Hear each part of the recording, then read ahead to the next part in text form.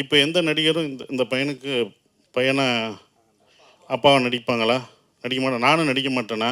இப்படி ஒரு படத்தை நான் மிஸ் பண்ணுறேன்னா? இந்த படத்தை நான் கொண்டு போகிறது ஒரு 5 பேர். அயோத்தி படம் பார்த்துட்டு அவங்களுக்கு தெரியும். அயோத்தி படம் பார்த்து அயன் பதர் யாராவது நடிப்பாங்களா? நடிக்க மாட்டாங்க. ஏன்னா சண்டை கிடையாது, எதுவும் கிடையாது. சும்மா வண்டி ஓட்டணும்.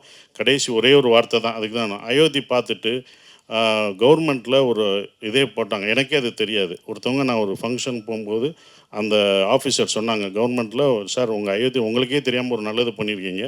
என்ன கவர்மெண்ட்டில் ஆர்டர் என்ன போட்டிருக்காங்கன்னா, இந்த இறந்தவங்களை கொண்டு போகிறதுக்கு இத்தனை சர்டிஃபிகேட் இருக்குல்ல, அதெல்லாம் ஈஸி பண்ணிட்டாங்க.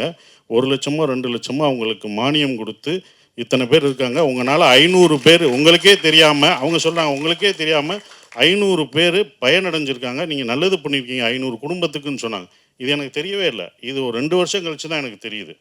இது ரொம்ப சந்தோஷமாக இருந்தது. அப்போ இந்த மாதிரி ஒரு படங்களில் நடிக்கிறதுக்கு நீங்கள் என்ன 70 வயசு தாத்தா வேஷம் போட்டாலும் போட்டுருவேன். அவ்வளோதான். நம்ம வேஷம் போட தானே வந்திருக்கோம். அதுதானே நம்ம வேலை. திடீர்னு காலேஜ் பையனாக போவேன். அடுத்த படத்தில் காலேஜ் பையனாக நடிக்க வைப்பாங்க. காலேஜ் அப்போ ஏன் காலேஜ் பையன் நடிச்சுன்னு கேட்பீங்களா? கேட்க முடியாது. அது நான் நடிப்பேன்ட்டுவேன்.